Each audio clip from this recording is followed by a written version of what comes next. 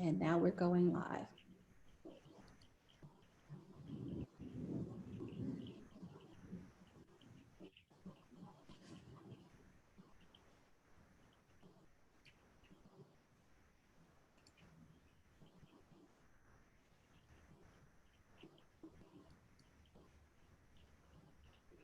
Welcome everyone. Thank you for logging in.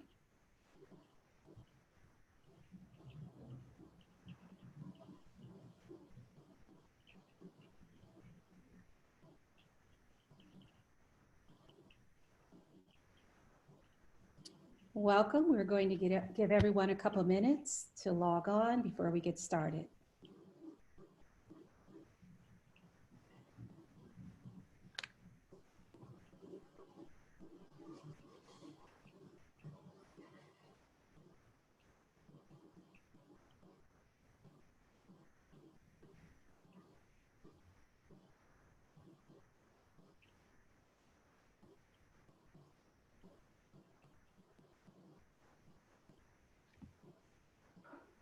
Okay, we're going to go ahead and get started. Welcome everyone to the National Blacks in Travel and Tourism Collaborative Dollars and Cents webinar series. We want to thank you for joining us today for a very, very important conversation. I am Stephanie Jones. I am the founder and CEO of the Cultural Heritage Economic Alliance, which powers Blacks in Travel and Tourism.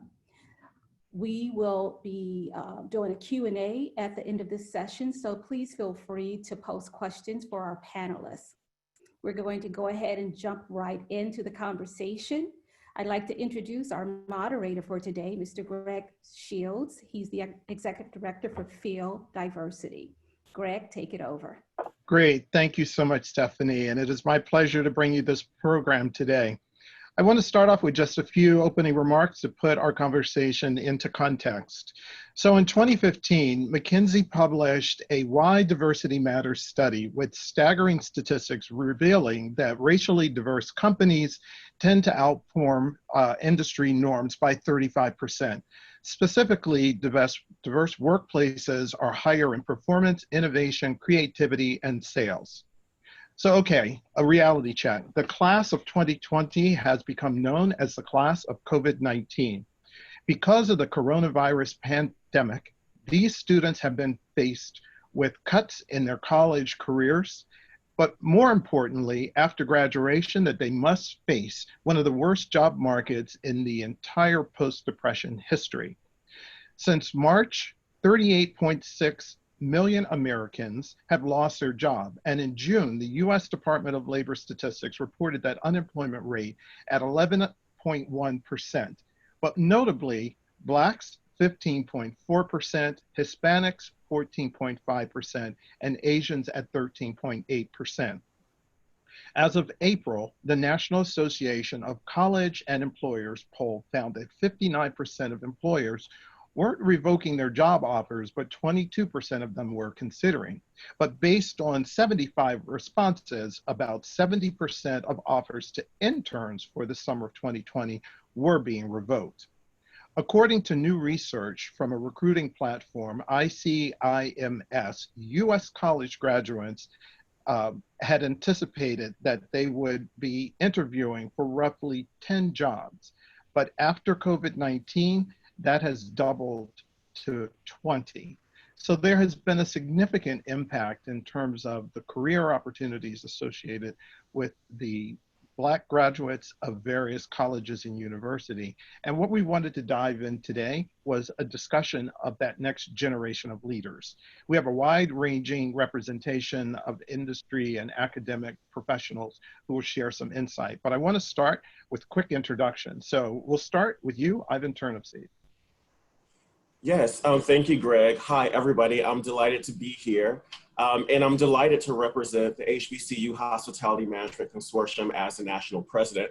I just want to provide a little bit of information in my introduction to give people color about what the HBCU Hospitality Management Consortium is all about. There are roughly 250 hospitality programs in the United States that offer four-year degrees.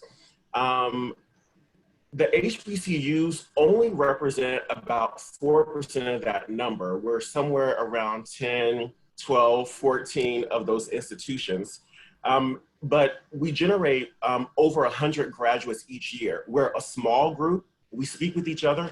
And I guess the main thing that I wanted to do is help you understand who these schools are. So let me give you that short list in order of the number of Black graduates they produce each year. The top two are a tie: the University of Maryland Eastern Shore in Princess Anne, Maryland, and Virginia State University in Petersburg, Virginia.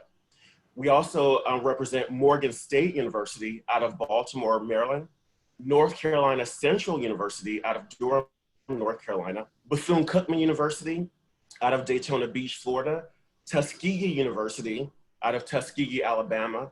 Cheyney University falls midway in the list in the greater Philadelphia area. Wiley College we've worked with out of Marshall, Texas, Delaware State University out of Dover, Delaware, Livingstone College out of Salisbury, North Carolina. We've worked with Harris Stowe State University out of St. Louis, Missouri, but there may be some updates there. And finally, the University of Arkansas at Pine Bluff. What's important is that these are relatively small schools out of that 250 number. Interestingly, on average, schools generate just about 3 Black graduates. That's the average. But the median, which means half the people are above and half are below, is actually less than 1. So the fact that this small number of schools on average generates about 10 Black graduates is really interesting, important information. It is a part of why we're here and what we want to talk about moving forward. Thank you. Great, thanks. Rakita, if you could just do a quick introduction. Good afternoon, everyone. Thank you for having me today. I am honored to be here, and I look forward to speaking today, and hopefully our audience will learn more about hospitality management through the lens of a student at a historically Black college and a student of color, specifically an African-American student. So my name is Rakita Bradford, and I am the department chair and associate professor at Virginia State University. And I am glad to be here, and thank you for joining us. Great. And Corvette. You're muted, Corvette. Yeah, okay, I told myself not to do that, but anyway. Hello, everybody. I'm Corvette Cottrell. I'm the director of the Business of Hospitality program at the Philadelphia Academies. I'm also a member of the HBCU consortium. We provide career-connected education in the field of hospitality. We work with high school students from 10th through 12th grade, providing instruction in power skills, hospitality careers, internships, college prep, and conferences. I am also a member of the advisory board of PHL Diversity. Great, thank you. Lindsay Madison. Good afternoon, everyone. I am Dr. Lindsay Madison, an assistant professor and department head of business leadership, fashion, and hospitality at the Community College of Philadelphia. My journey to become a hospitality educator was framed on my desire to prepare people for what years of experience in education had shown was a great industry. It didn't hurt that both of my parents were college professors also.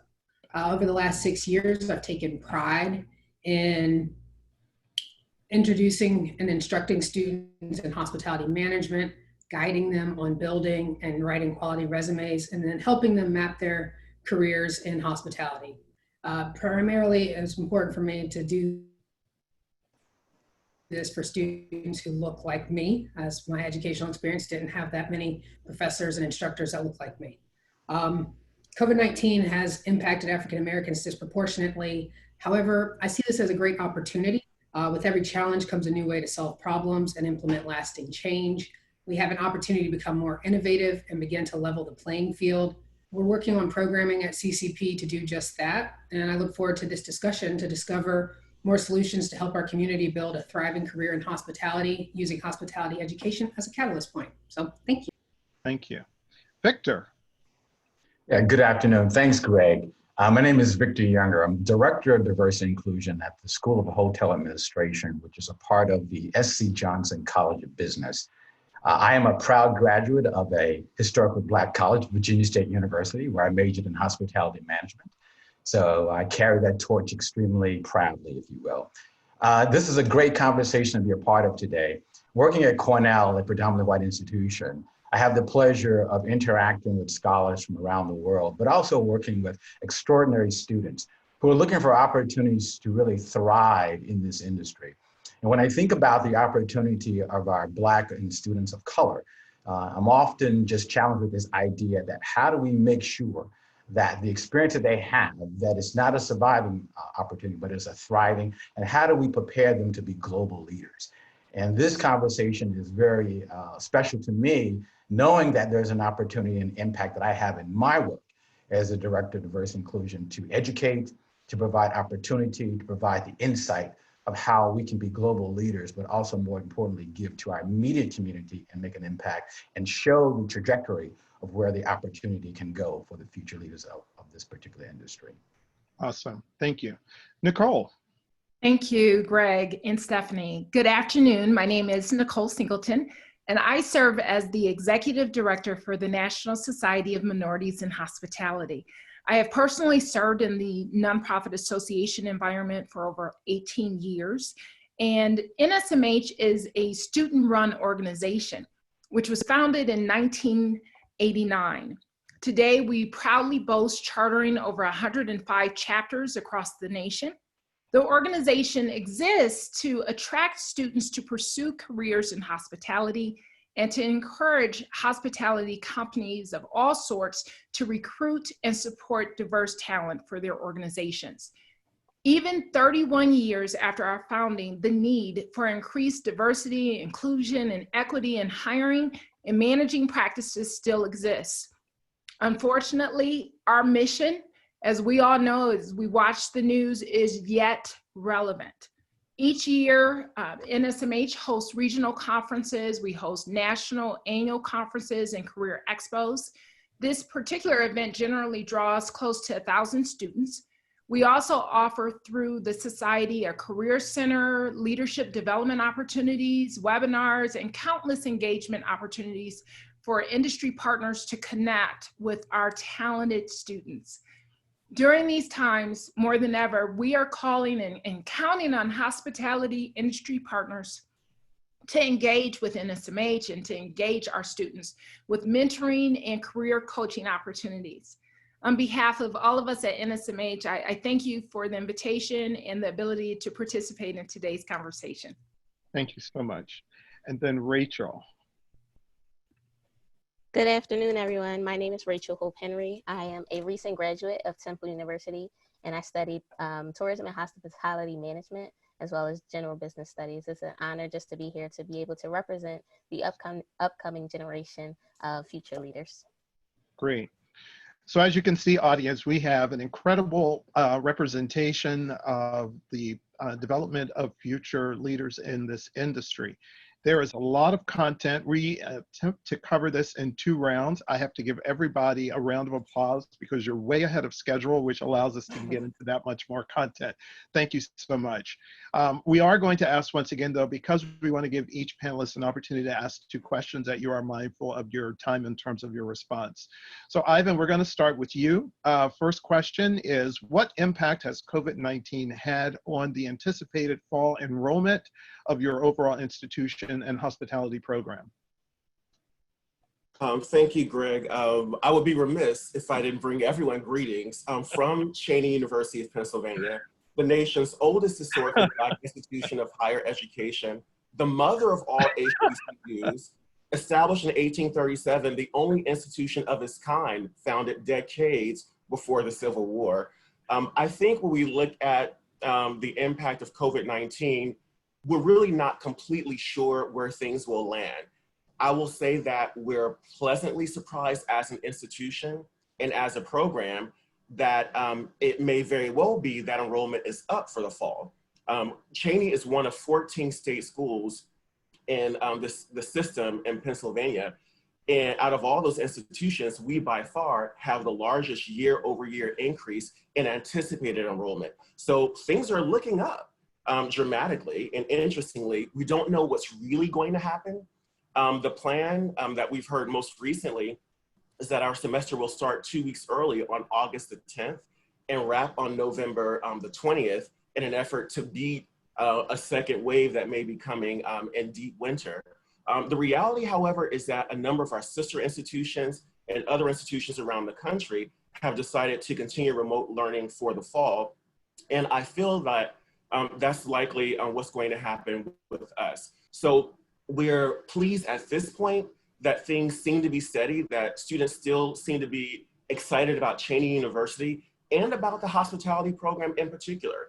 Even post-COVID, even post a 51% unemployment rate, people are continuing to show interest in our program. I think because it's not just about hospitality, it's about a well-rounded academic program that prepares our students to be managers and leaders in any aspect of business, industry, and beyond. So far, so good. We're cautiously optimistic, but turning our attention to ways that we can help make sure that the impact is minimal or somehow maybe even better. I will say finally that a handful of institutions have actually reached out to me personally as the head of the program in hospitality at Cheyney just to talk about what they can do to assist us. That's new. That has a lot to do with people maybe being a little bit concerned about what's happening with COVID-19, maybe being more concerned about what's happening in the wake of the George Floyd protests, being concerned about Black Lives Matter, understanding that this is a place where students can breathe, and them wanting to pour their energy and resources into helping us produce more and more graduates. So I hope on balance, not just for Cheyney, but for the HBCU Hospitality Management Consortium institutions and for hospitality programs in general, that this will end up being better than we anticipated. Great. So Burkita, what can HBCUs do to establish and maintain meaningful relationships with industry leaders and representatives? So Greg, I think that it is important that we maintain the current relationships that we have through organizations such as NSMH, the consortium, as Ivan mentioned earlier, but it is also crucial that people in the role that I have in faculty and career centers on our campuses, that we really reach out and work hard to maintain these relationships. And by that, I mean sending the check-in emails, inviting industry leaders to virtually speak to our students, and keeping in contact with our advisory board. And these are things that we've always done and that we must do, but I think we must do it now at a level, say like turbo, and work with our colleagues, our former students. We do have former students that are working in the industry, and they are in, these management positions, they're in HR, and it is extremely crucial that we maintain these relationships. And to be totally honest, we may just have to work a little harder because of COVID, some of these people, some of our contacts are, they're laid off or furloughed. And so you send that email and it bounces back and you kind of panic for a minute because you're like, oh my goodness, where are they? And so you start to, text people, and then it may seem, I don't know, it may seem kind of corny, but even through avenues and venues like LinkedIn. So on my end, I am doing all of that. I'm emailing my contacts, I'm calling, and then I'm reaching out to my colleagues at other institutions and through other organizations and asking, the old fashioned, will you introduce me to this person? Will you keep me connected to this person? And that is something that I am doing, to be honest, initially almost daily during COVID, but definitely now weekly, to just make sure that we stay on the radar and we're able to maintain these relationships during this crucial time. Right. So for Corvette, considering the worrisome trends in the hospitality industry right now, what are some of the solutions to increase minority employment? I think it's 4 important areas that we must address. The first one is education. Our students of color need to learn about career opportunities at an early stage in their life, meaning high school and then college. They also need to experience networking with industry professionals at all levels. They must be members of the National Association of Minorities in Hospitality to make the career connection early. The next area is internships. Our students need internships at hospitality establishments, especially in sales, marketing, accounting, revenue management, real estate, and hospitality law. Students can network, gain work experience, then decide what they like and what they don't like. Then they can set logical career goals and strategies. They can also talk and get mentored by industry leaders who can shorten the path in reaching their goal. The next area is pipelines. African American students need pipelines in hospitality that provide shadow experiences, touring facilities, networking, internships at the high school and college level. This experience requires the hospitality industry to claim these young people and as their future executives and makes a serious commitment by providing college scholarships, summer employment during college breaks, and direct employment from college. They must be paid at a competitive rate as well. African American students must be put on the fast track. However, and this is the most important, however, caution and protection must be provided for African Americans, whereby other employees at the company site may resent them and may put obstacles in place to discourage them. Industry needs to provide a senior executive that will nurture, mentor, and protect these young people in the workplace. This will give our students a voice and protection. This pipeline should range from high school to college. The last area is a career ladder. Students need to know how to start a career and how to climb the corporate ladder. They need to lean on their mentors to strengthen them. We need accurate job descriptions, job matching, sensitivity training, unbiased racial discrimination behavior, and job training. They need to have a strong work ethic and thick skin pertaining to pitfalls, discrimination, and harassment. Our young people must know that if and when they fall, to get back on the ladder. They must keep their eyes on the prize. Wow. So Corvette, Burkita, and Ivan, thank you so much on that first round of questions. You guys have done such a great job. And Corvette, your responses were incredible. But hold on, everybody. We have a few more insights I want to share with you. So Lindsay, I want to start with you on your first round of question. What area of academics has had the biggest challenge during the COVID-19 crisis?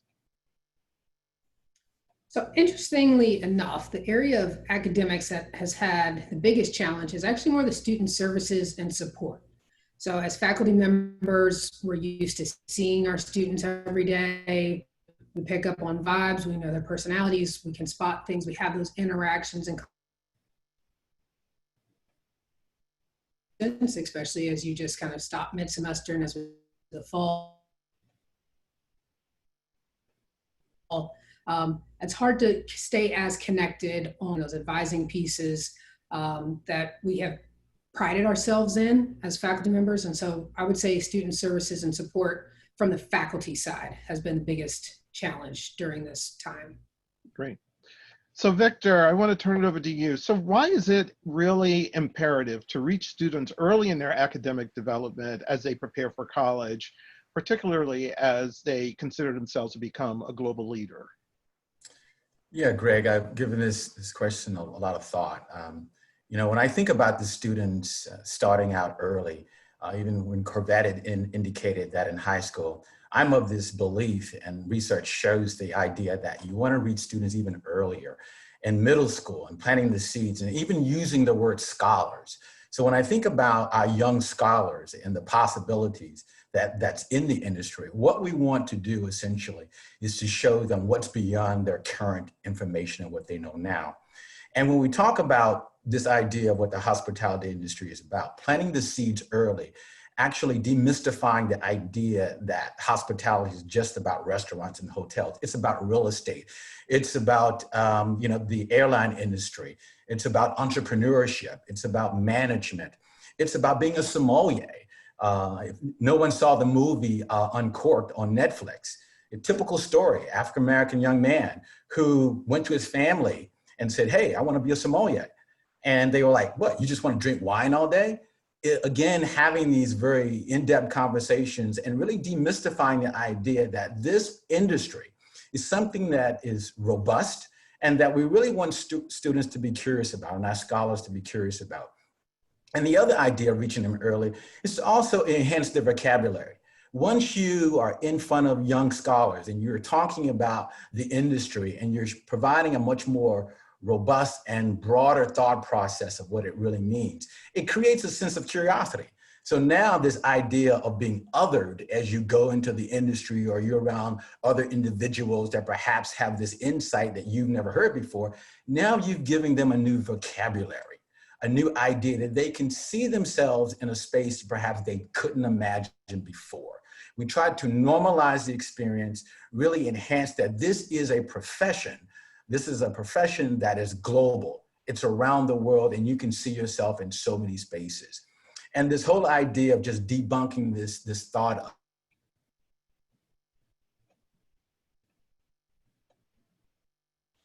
I think we may have lost Victor. I'm sorry, you lost me? You're back now. Oh my, oh my. And this idea of losing this idea of young people missing an opportunity of hearing stories. And storytelling is such an important element to hear stories from other individuals that in most instances, they have the opportunity to say, this is where I started, this is what I found out, and this is what I know. And telling those stories, again, normalizes the idea of where students can see themselves early on and begin to be more curious about what it means and begin to ask those questions and again, to enhance their vocabulary of understanding. Wow. So, with Victor, Lindsay, Ivan, Burkita, and Corvette's, remarks, you can certainly see how much the academics really roll up their sleeves to prepare well-prepared students to pursue careers in this industry. But that's where, Nicole, from an NSMH perspective, I'd love to find out, why is maintaining connection with a professional organization such as NSMH such a crucial thing, especially at this time? Thank you, Greg. I would say that getting involved with NSMH or other industry associations is critical for students as well as professionals. Industry associations offer the opportunity to create a network for learning, connections, leadership, and other skill development experiences. Really, connection is the key. It is the game, regardless of the industry. There's a saying that we all are probably familiar with, which is, it's not about what you know, but who you know. And through involvement with NSMH, you're definitely made aware of industry factors and trends, and you have access to information. But more importantly, you have access to key industry leaders. And NSMH specifically is the place where industry comes to recruit our students, to recruit Black students, to recruit diverse talent.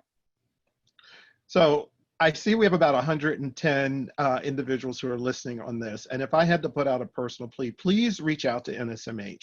They have been an incredible organization for a number of years and really serves as that primary organization to connect to when you're looking at Black talent and, most importantly, the future leaders. And while they certainly have a robust number of students who are member, it's even larger in terms of the alumni who have gone through NSMH.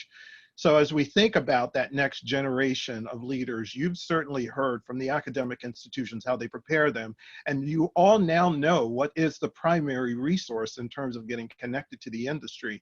But at the end of the day, it's great that we have someone like Rachel who's on the line, because Rachel can really give the voice of the next generation of leaders. So Rachel, being a very recent graduate, what impact has COVID-19 had on you, and how have you managed it, and how has Temple really prepared you for times like this? Yes, so COVID-19 really had an effect because we spent about our 4-year time at Temple, we spent those years really cultivating our plan, coming up with a map of what our career goals were and what that was going to look like post-graduation. And as soon as I graduated, that's when we really entered into this pandemic. So it became crucial for me to really implement the skills that I learned at Temple: professionalism, networking, just partnerships, and building those connections within my classes and within the industry to really be able to maintain during the pandemic. There were times where I had to reach out to industry professionals that I met along the way so that I can really still stay connected. So everything that everyone was saying on the call was very, very, very important as far as the need. And I think now just making that connection, bringing it back full circle so that we can apply all of those things that we are afforded the opportunity to learn. And I think reaching that next generation is all about the exposure, as Victor was saying, getting them young, getting them while they're in middle school, because it's the exposure that allows us to really open up our eyes and see what's out there. And hospitality really is everywhere. It's not just in hotels, it's not just in the schools that we're studying, but it's really in every field that you could think of, and our skills are transferable. So the pandemic, it was challenging because that plan kind of got ripped up, but it allowed me to pivot. It allowed me to be creative. It allowed me to think about new ways that I can go into different fields and still implement what I was learning, or how I can stay connected with my classmates and industry partners, and we can build something from the ground up. So everyone, as you can see, there is without any doubt a reason why we wanted Rachel to be a part of this. So with 108 people on this call, I would hope that each one of you reach out to Rachel in one way or another, because she is the future of our industry. And I love the way that she, at her early age, really focused on the idea of the value of pivot and realizing that there is many ways that you can pursue your success in this career. So I encourage all of you, if you have a connection, if you know someone, Rachel is a shining example of the purpose of this session. I want to go back to Ivan, though, because there has been an impact on the academic community when it comes to COVID-19. So considering the news recently that Wiley College recently terminated its hospitality program, moreover, how concerned are you about the short-term or medium long-term impact on hospitality institutions and their programs? I'm very concerned because here's the reality. I know that Wiley is a small institution. Nevertheless, what the people at that institution and management may not realize is they have graduated an average of 5 students over the last 6 years of academic reporting. The national average is like 6 when you look at the top 5. And I mentioned before, across 250 schools, it's like 3. So they're above average. Now, I know that it's challenging to keep, a program that's graduating 5 students going, but we need to look at ways to help make it happen, because this is where the students are. Remember, on balance, you're not going to find much more than 1 Black grad at a hospitality program across the country. So if you've got a school that has 5, we need to find ways to support it. Again, Wiley graduated 5 on average. Cheyney graduated 6. So I'm very concerned because we've been doing that, though, for the last 45 years. We started in 1975, and the reality is that, you can take a really large institution and find out that they may only graduate 2 or 3 times that number. When I say large, I'm talking about a 30, 40,000 school as opposed to a 1-2,000 student school. So we need to understand where the opportunities are. We need to shore up our institutions, because it's not just Wiley that is apparently in jeopardy, although I'm hoping that they change their mind. Harris Stowe State University, I believe, is no longer graduating students. We used to be able to talk about Howard University on a regular basis. I don't believe they're graduating students anymore. We used to be able to talk about Hampton University. I believe there are concerns there. Even at a Grambling, they've changed, their model. So we only have about a dozen schools left.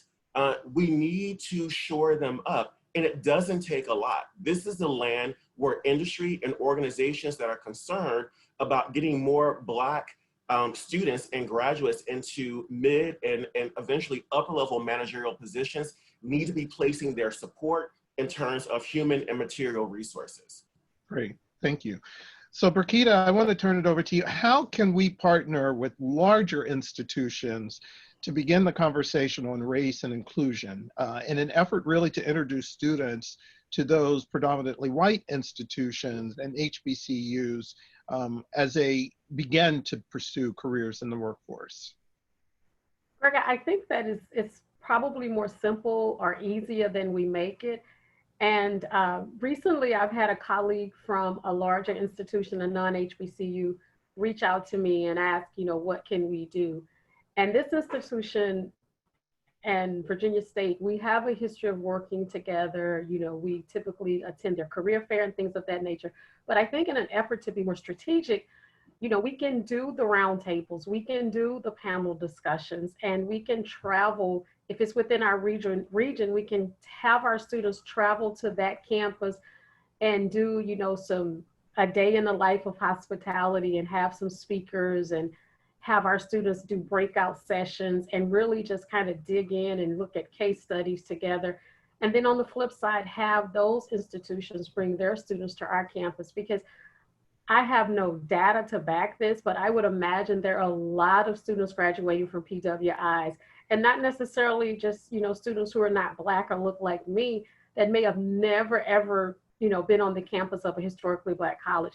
So I think it's important for those students to see what we're doing on our campuses. And I think it's extremely important for our students to see what's being done on those campuses. And in addition to being in organizations like National Society of Minorities in Hospitality, I think that there are other organizations, even if it's at the local or state level, that we can have our students join and participate in, and have those opportunities to engage with these students at an undergraduate level. And I'm reminded, Nicole mentioned networking, and I heard something once that said, you know, because these students are going to be colleagues, and they're either going to be supervised by each other or they're going to supervise one another, if you will. And that saying that came to my mind when, Nicole, when you speak of networking, it's like, it's who you know, but I heard something recently that said, but it's also who knows you. And so I think that, you know, looking through that lens, if these students start to engage at an undergraduate level, one, they may have a greater appreciation for each other. And two, these ties and relationships have started, as we see in NSMH. And so it's not maybe, you know, so far-fetched that when you graduate, you know someone that you can call up and say, hey, you remember that I met you at this event planning conference in Virginia Beach, and, you know, will you look at my resume, or will you share my resume? So I think those are just simple things, just inviting each other to campus, doing some virtual things. And, you know, so part of it being very strategic, like panel discussions, and then part of it, you know, just letting them get together in kind of an organic environment and do whatever it is undergraduate students do, and start to establish those relationships early on. Right. And I think that's an excellent way of kind of putting into context that you are positioned on our screen connected with Victor from Cornell. So hopefully that kind of site visit would take place. But Corvette, I want to jump to you because, I mean, you're in the high school space, and, you know, the desire of a parent to send their 10th or 11th grader into an industry which may be perceived as servitude, and one that, well, you know, if I've been struggling to send them to high school and now they're getting ready to go to college, I want to send them for medicine or engineering or, you know, some other kind of well-established career path. Why would you even, how do you even begin to address that question about leading a high school student into management career positions in hospitality and tourism? Like, why is that important, and how do you get past that? Okay, I'm glad you mentioned parents too. Students and parents must aim for higher opportunities to see the big picture in hospitality. African Americans are underrepresented in front of the house and overrepresented in the back of the house. We need to manage and own the whole house. Management and ownership provide security and economic development. This is why career pipelines are crucial, ranging from the high school to college, then directly to management training programs. All of these efforts are designed so that our college graduates will connect to the fast track to general manager and the C-suite, including hospitality, investment, and ownership. It is our responsibility to guide our students to opportunities and build their confidence so that it becomes their attainable and prosperous dream. Wow, thank you. So Lindsay, I know we've talked about, you know, some of the challenges around, you know, the academic institutions. Do you plan to pivot, or have you pivoted in any way with your curriculum for the upcoming fall semester? So our curriculum, fortunately, CCP kind of made the call early on this summer that they were going to go completely online, which has given us the opportunities to really think of how we can actively engage our students and create that same live hands-on experience that they would get in the classroom. Our big focus is also on highlighting other industries within hospitality, because a lot of times our students still think of hospitality as hotels and restaurants, and they forget about events and meetings, and all of these things will be back. I think it's important to think long-term, and so we talk about this with our students. We talk about finishing a bachelor's degree. So as a 2-year institution, if you're concerned about what the job market is going to look like when you come out in 2021, go get a bachelor's degree, add to your resume, and become even better prepared by building those longer term connections. So it's really just a long-term game and understanding that you can have a great industry. Hospitality has shown time and time again, it will bounce back. I mean, I graduated from Mizzou in 2005, so it wasn't always the best. We've survived 2008. We have survived, we'll survive this one again. The thing that people were clamoring to get back to were all the hospitality related industries. They want their events, they want their concerts, they want their festivals. And the economy tanked when you don't have us. So the doctors and the lawyers are great. They were at home too, but we always come back, and we always come back stronger and better. And so our focus as we pivot, so to speak, and not even really pivot, but just really focus on what we can do. And I mentioned those challenges and opportunities that we have going forward. Now's the time to capitalize on that. Great.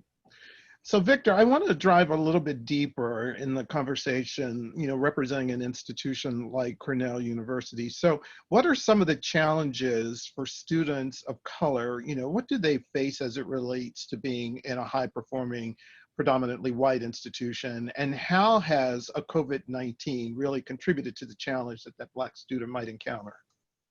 Yeah, so Greg, so many of our first year students, or students in general that matriculate into the institution or to the university, they're first generation students, and they have this great opportunity. And usually they come from resources or other schools in which they were at the top of their academic credentials. But then they roll into, or they come into this institution, and where now they're not the big fish any longer, they're now just a fish in the pond. And then this idea around, questioning your sense of belonging, just thinking about the system itself, how the system may not necessarily be designed to really focus on the needs of all students. And that's when we talk more about systemic racism and what does that really impact the student experience. This idea of losing your identity, and this idea of also this losing your sense of community. And then having all of the culmination of these particular things impacting this first year student, they're just wondering, wow, do I really belong here? And then you're in the classroom setting, and perhaps the faculty member or the TA or the support individuals don't look like you either. And so you have all these different components that are playing against you, and you know that the academic requirement is really high and the expectations are high. So then you begin to continue to question yourself. And that first semester is so vital. And typically many of our students, while they have the right tools, is just understanding how to get your feet underneath you. And then the second semester gives you the idea, now I have some tools, now how do I apply them? Many of our students, unfortunately, due to COVID, when they survived, unfortunately it was not all, but some survived this first semester experience. Here's what I learned, now we'll apply that information. COVID came, and now they have to sit back and reset their thinking and perhaps to retool themselves about how do I now navigate this idea where perhaps I was trying to build my community. I felt this sense of belonging, but now I'm in my isolation. And perhaps the environment may not be conducive to you to really thrive in the way that you were looking to do when you were building that sense of community at the institution. So now you're having some socialization issues related also to your academic ideology and around your ability to be present. So all of that plays into your ability to really understand, how do I fight through this challenge that I've been faced with? And so COVID has created that narrative. However, along with the challenge also comes the opportunity. And that is where I see some of our seniors who have mitigated through the system, and now they're in a situation to where our seniors can tell their story. This is how they overcame some of the challenges, while the COVID is unique to all of us, but still there's an opportunity where many of our students can, again, tell the story, share the knowledge, also have mentors along the process, and really think about how do we create a pathway to where we share our resources. And then the last part I want to point about in regards to our seniors and how COVID has impacted and many of our students is that, so they graduated, that first gen student, they were the person that was going to change the trajectory of their family. So now the market has just been decimated. So now what happens? So now there's an opportunity where the student has to lean in more to go back to really think how the university can be a resource. Career services, they're there to make sure that still it's vital for you to be placed into the position that you worked hard to earn. So don't hide yourself. Reach out, be very intentional about connecting back to your resources, to career services. Connect back to your faculty members, connect back to your mentors, connect back to the network. You really have to be intentional and force yourself to say, yes, while this moment is here, I am in a great position because of this institution and the resources that it provides. I should not let go of that and really maximize what it can do to change and to also propel me forward, even though the circumstances may not necessarily look in the best of my interests. But then doing that self-reflection is so important, and being able to lean in with a sense of intentionality is also the changing point for that.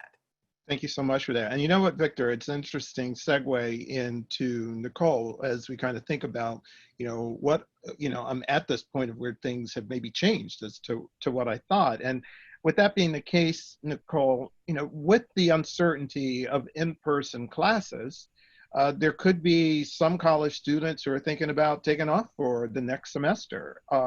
What kind of guidance can you offer for students who are thinking about, taking this route, that perhaps they might, decide that maybe this is the time for me to just kind of, stay at home with mom and dad, or maybe I'm not focusing on the resources that I have. I mean, can you kind of give some context to that idea of what might happen if you check out? I think you've asked the right person that, because I tell you, I believe in education. And I know that all of us do. All of our lives that we've been told that education is essential, education is important, and it opens doors. And employers want to see continuity. They want employees who represent and demonstrate perseverance.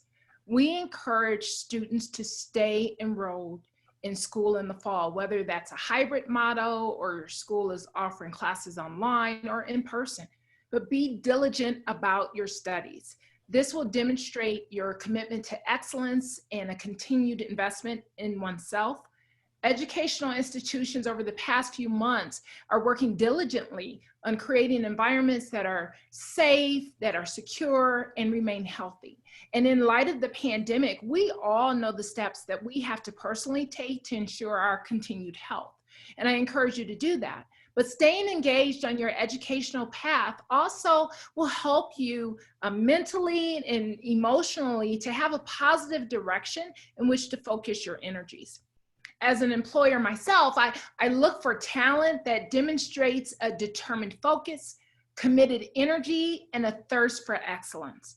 By continuing your studies, getting the tools that you need to succeed, connecting with professors and your peers, and getting involved in student organizations and leadership opportunities will continue to set you apart and prepare you for career advancement once you complete your degree. And I believe that Victor hit it on the head when he said, be intentional. Be intentional. And I want to still that, because it is critical that you continue with your education this fall. And for everyone who's listening, I just really want to underscore, as we think about that next generation of leaders, the enthusiasm and the passion that you've heard from the representation of academics and industry professionals show that we have the resources and the structure to move it forward. And as your organization may be grappling with that question of where do I find talent and how do I engage with those academics who can move me in the right direction, you've got a great representation of that. And I would strongly encourage encourage you to stay connected with them. But I underscore to all organizations, and then I want to segue this next question over to Rachel. It's one thing to say, I'm looking for Black talent and I can't seem to find it. And then when I do find it, I feel like I've checked the box. But it's not about checking the box and bringing them on board. It is about how, in fact, we're able to nurture them in our organizations and to see them thrive in our organizations and retain them in our organization. Has our culture really been examined in a way that we are able to move someone like a Rachel into our organization with an overall career trajectory for her? And I think to that degree, Rachel, it's a great way to segue to a question for you. How can we begin, from your perspective, to prepare that next generation of Black leaders? Absolutely. I think the first step would be to provide a sense of hope. A lot of people don't really understand that it starts at home, and some of the students that are experiencing these college journeys, they're not really prepared yet. So teaching them that they're an asset at a young age is important for them to be able to then segue into these high schools and these colleges to be able to understand, like, hey, I am an asset. I do have the skills that I need to be able to take on this position. And a lot of times it's us that have to then take advantage of the opportunity. There's a lot of Black talent out there. There's a lot of skilled people, but they're not at a place mentally or emotionally that they feel like, oh, they can go and be successful in that position. So I think it's really about starting young, teaching these children that they're assets, and then, like someone said, a pipeline, creating a pipeline so that people can know that there are opportunities out there, not to be afraid to lose, not to be afraid to fail, not to be afraid to mess up, but being trusted with positions. I know for myself, when I was a part of NSMH in college, we did a pre-college outreach program. And when I went to a high school, I simply asked them a question. They were high school seniors, and I asked, who wants to go to college? And the majority of the room, they did not want to go. They didn't know what they wanted to go for. They didn't know what opportunities were out there. And this school, they had a great culinary program, and they didn't understand the connection of how that can translate into management and ownership positions. So I think really exposing them younger, but making the connection, bridging the gap between education and community engagement. Because a lot of our younger generation, they are more influenced by community leaders or influencers.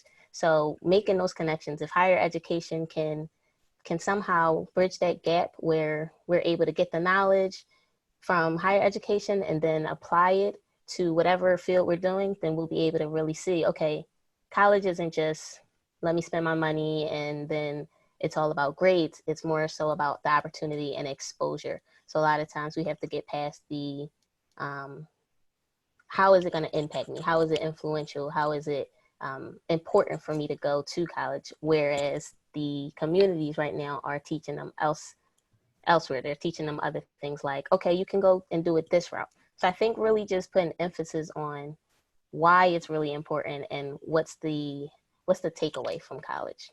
Well, thank you so much. So let me just say, if there was a Zoom award for a panel, you would all receive it because you are extremely concise, but extremely focused in terms of your response. I thank you all for that. I'm going to do a close and then we'll move into some questions. So I want to just say a few things, but if I could ask each of you in the time that I'm delivering just a few words, to think of one word that you would want to provide a future Black leader, think it over, and then I'll go around the horn and ask you to do that. Let me just start off by saying our goal today was really to give you, the audience, some insight in terms of that next generation of Black leaders and how are we going to get there. I think starting very early as it relates to Corvette, that it's a much more holistic engagement of parents and having a much more deliberate and focused effort around showing the value of careers in this hospitality industry. And both from Ivan and Burkita at HBCUs, and let me just start off by saying support your HBCU, realizing that they have a very important part of ensuring that Black leaders are encouraged and educated in an environment which allows them to be their whole self. And I think looking at the curriculum that they develop, but most importantly, the industry engagement that they create, it's important to know that that will help build a strong path for them to lead to success. And from our community college perspective, it's a 2-year window. The unique and creative flexibility which they have to create curriculum that for the most part is alongside at the same time that that person may be hands-on in the industry shows that they can serve as a great launch pad for students who go directly into jobs or who further pursue their career in 4-year academic institutions. And Victor has given us some great insights. The collaboration that Burkita said that we need to have with our predominantly white institutions, understand that there's, significant challenge for students of color, Black students who are at those institutions. And we don't want to forget them and realize that, they overcome some incredible challenges in order to achieve success, but they also collaborate and partner with our HBCUs. And then of course, NSMH, I can't say it enough, that if you are not a supporter, if you're not an exhibitor, if you're not like suggesting that people visit that site on every day, you're really missing the boat, because for the discussion of Black leaders in the industry, it all ends and it begins with NSMH. And if you're not participating and supportive of the organization, shame on you, and make sure that you do that, because for a long time they've been, leading that fight. And if you're not aware of the resources that they can make available, please do it. And to kind of wrap it up as it relates to Rachel, she said 2 things that I just think are incredible as we talk about that next generation of Black leaders. The ability to pivot, I think that is going to be crucial in understanding just how incredibly liquid our situation is in the hospitality industry today. But also she said hope. I think we have to instill hope that this is not an industry that Black students should run away from, but run to, but instill in them the hope that there will be a future. And I think, as Lindsay said, our industry is extremely resilient. People are always going to want to eat and get away. And to that degree, I think that underscoring that word of hope. So with that, I want to turn it over to each one of you. What is the one word that you would provide for a future leader? So Corvette, why don't we start with you? My one word is purpose. Great. Burkita? My one word is I would encourage students to be resilient. Resilient. Ivan? Yeah, so like Burkita, I'm a little bit, gospelly. So one word, I would say I have a word. The word is to be great, right? Being great means that you need to work hard, you need to work smart, you need to be well-read, and you need to understand that no person is an island. As Burkita said before, relationships matter. Don't try to do it all by yourself. So take advantage of the human and material resources around you, but be great. Great. And of course, Nicole with NSMH, your one word? My one word is self-motivated. Great. And Lindsay? My one word, academics always have to give more than one word, but my one word is power. Power, okay. Victor? I'll echo resilience. Resilience. And Rachel? My word would be to believe, because if you believe in yourself, there's nothing that you can't do. Wow. Amazing panel. Give yourselves a round of applause. Thank you so much. Stephanie, I'm going to turn it over to you. I know we've had some questions pop up in the Q&A, so I will turn it over to you at this point. And for everyone who's joined us, thank you so much. Thank you, Gregory. Thank you so very much to all of our panelists. This has been a very dynamic conversation, and we can tell by all of the questions that were posed by the viewers. So I am going to go ahead and pose some questions to the panelists now. We have quite a few. What I'm going to ask the panelists, if we could have one person address the question concisely so we can try to get through as many of them as we can. All right, so the first question I have, this was actually emailed to us yesterday. Because historically people of color working in the hospitality industry were relegated to, I can't understand this. Let me start over. Because historically people of color working in the hospitality industry were relegated to entry-level positions only, with little promise of advancing, often young people viewed careers in this industry as representing servitude rather than service. What is being done to help them understand the difference and to dispel that long-held concept among the younger generation? Would anyone like to address that question? I would like to address that question if possible. Please do. So I think that the challenge is, and we spoke of community and we spoke of parents, and I'm going to do, I guess, a shameless plug. My dissertation was actually this very topic. Is it service of, or is it servitude? And what the students told me in their brilliant way is a lot of them were actually discouraged from pursuing hospitality because their parents did not encourage them. So I think that it is a huge challenge and task for us, those of us that are in the industry and working to put students in the industry, and people like Nicole, we have an opportunity to, if you will, sell the hospitality industry to people who may not understand, you know, all of the career opportunities that are available to us. And although this is a conversation on Black tourism, this is not really a unique situation for the Black or African American community. For whatever reason, oftentimes hospitality isn't perceived as, you know, a career or something where one needs to be brilliant or smart to do. And I think it's just an image challenge with the industry itself. But then when you look at the Black community, it's very similar in agriculture as well. You see it similar in agriculture. But it's one of these things where I think if we're able to promote it in a manner, so this is why I think it's extremely important for us to promote our graduates that have done well, promote each other that have done well, so they can see, oh, wait, it is beyond, you know, maybe whatever negative connotation one may have. But I think we have to really stay engaged with parents and the individuals that are helping students make decisions. And one of the things that I've seen is, I haven't mentioned some programs that are, you know, kind of have redone some things or moved on or whatever. One of the things that I've seen with industry is when students say I'm majoring in business versus hospitality, even that is perceived in a different manner. So I think I tell parents all the time, it is a management degree. It is just a specialized area of management. And then the conversation kind of changes and they kind of light up.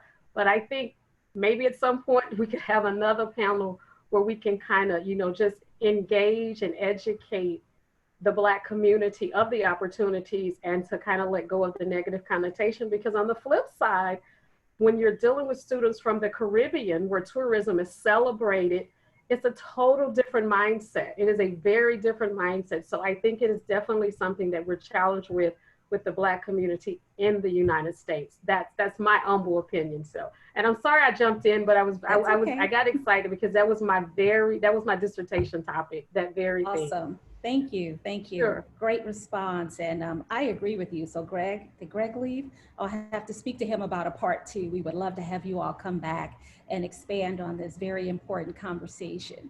All right, let me get to a couple more questions. How are you all seeing the use of technology within our hospitality travel industry? And how are you planning to support others that look like us to create hospitality technology? Would someone like to address that question? I'll take a stab at that. Okay. So we have really utilized the technology platforms that were already out there. So Teams, but it creates a collaborative option. So video stream with Microsoft, where they can now go out into the city and record it from their perspective, upload. We can record dining room management class. They would You're breaking up, Lindsay. run in front of the house. I ran scenarios from demonstrating different points of service. So then they're observing that and then identifying what went wrong in that process. And also though, in developing that technology is thinking about how do we use technology. Here in Philly, we just saw a Grubhub, but it focused primarily on Black restaurants and as Black owned, and how do you create that environment? And that conversation comes from why my one word was power, was you have all the power that you need. You're not waiting for someone to give it to you, you have what you need. And we talked with like family members and little children or young students and young scholars, as Victor would say, encoding and connecting the science and the STEM to the industry. So that's my answer to that question. Thank you. Thank you. I also just want to say thank you, Ivan. I see that you have addressed a lot of the questions, which is great because we probably would not have gotten through them all. So for any of our panelists, if you want to also address any of the questions, that would be great. I will ask you all to provide your contact information, how people can reach you, because several people are interested in connecting with you also. Before we end, I will ask you all to provide information on how folks can contact you all. Victor, this question is for you. If my school does not have a dedicated office with faculty, staff, leadership that focuses on diversity and inclusion, how do you recommend I build a business case to create this office? Yeah, there's a lot of research that's in the industry, and companies are simply saying this: cultural intelligence is what's needed to be global leaders. And the ability for all of our students to understand that, and perhaps that narrative speaks more to the majority versus our students who understand we've always had to be that diverse thinker and being able to understand the nuances of the industry. But I think the bottom line is companies are looking for that. It's an expectation. It should be a part of the curriculum. It's not a soft touch item. It is a high touch item, because when you're navigating leaders, when you're navigating employees, when you're navigating the industry, your ability to lean in and understand may not completely understand all the nuances of an international perspective, of having the concept around asking questions and making sure that you are aware of the different nuances of your colleagues and how different cultural values play into decision making. And so when we think about this global economy, being able to recognize that, being able to apply it, being able to be a better listener and understanding of that contributes to being innovative and being innovative in the marketplace. And that's what companies are looking for. So it is a value, it is a necessity, and it is something that I believe that should, all of our business courses, more specifically, all institutions should really fold into their curriculum and make it a part of the outcome of what the scholarly curriculum should be designed to be. And one of those elements should be some D&I cultural intelligence component to that. Thank you, thank you. All right, this one says, I am an educator in Broward County, Florida, starting the Travel and Hospitality Management Magnet program at Hollandale High School. How could I obtain the contact information for this amazing panel? Okay, well, we'll make certain that they share their contact information with you. This is a long question, but I think this is going to be for Nicole. Is NSMH a resource that DMO researchers are members of? I would love to be able to connect with more researchers. I'd also love to connect with future destination marketing researchers. I do not come from a travel and tourism background, so my journey has been extremely different. If there is a way to connect with future and current researchers, please let me know. Thank you for this much insightful panel. Thanks, Stephanie. And in regards to that question, I know we will share information as far as contact, but ours is really brief and easy. Reach out to us at hq@nsmh.org. We do have access to our alums. So our current members are undergraduate students that are currently enrolled, but we also have an extensive alum network, and encourage you to reach out to us and we can get you connected with your tribe, with the community that you're looking for. Wonderful, thank you. Okay, let's see if we have any more questions here. Again, I think Ivan answered a lot of the questions, so that's great that everyone that posed a question was able to gain a response.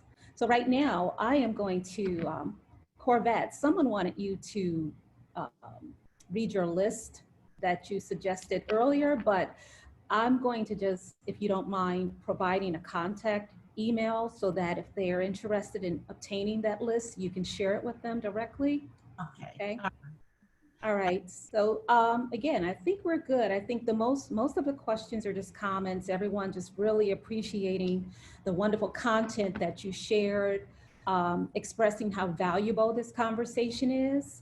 And again, I do believe it warrants a part two. And so hopefully you all will be open to joining us and continuing this conversation in the near future. So right now, before we close, I am going to ask each of our panelists, if you don't mind sharing, if you're on LinkedIn, how people can best connect with you. Corvette. I'm on LinkedIn under Corvette Kittrell, and also my email address is CM as in Maria, Kittrell, Kittrell, @academiesinc.org. Terrific. Thank you. Ivan? Yes, I am on LinkedIn. Ivan Turnipseed or some derivation thereof. But you can certainly reach me through Cheyney. That's probably best. I Turnipseed. You see the spelling of the last name at Cheyney, CHEYNEY.edu. We'll be happy to speak with anyone.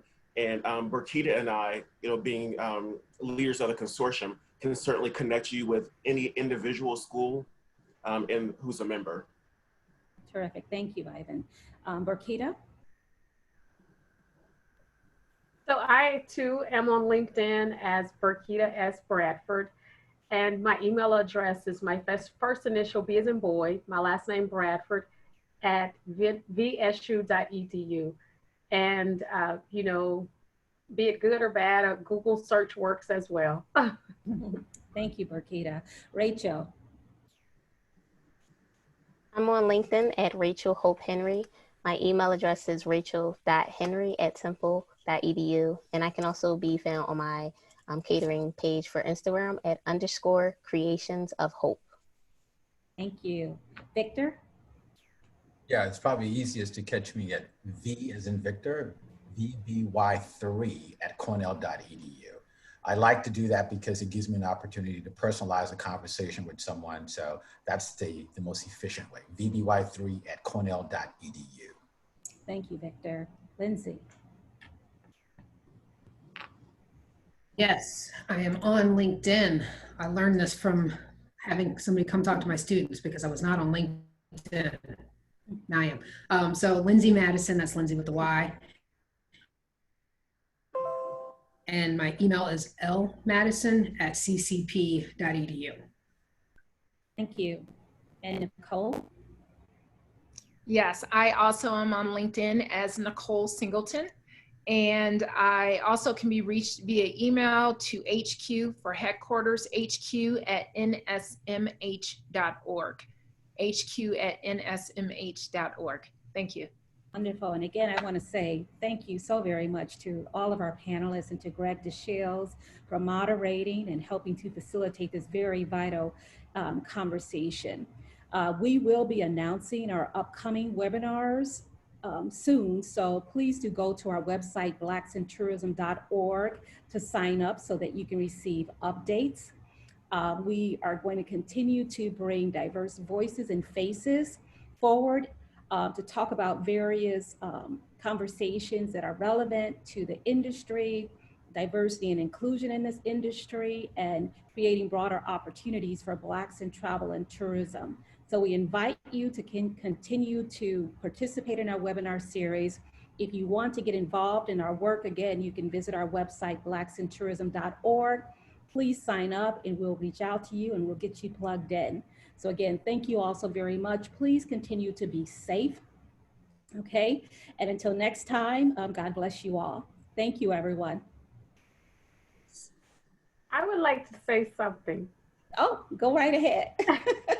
Maybe it's the professor or mentor in me, but Rachel, you killed it. Yes. As the recent student and, the somewhat younger person, I just want to know you killed it. And I probably shouldn't say this, but I was texting a friend watching and she agrees. Appreciate it. So kudos to Rachel. Yes. Thank you, Rachel. Thank you all for the opportunity. Yes, your voice is very, very important. So we you. thank you for participating today, everyone. This webinar will be recorded and available on our website tomorrow if you'd like to share it, or if you'd like to come back and listen to this very important conversation again. All right, any last comments or questions? All right, again, thank you so much, everyone, for tuning in, and continue to be safe. Bye-bye. Thank you. Bye now.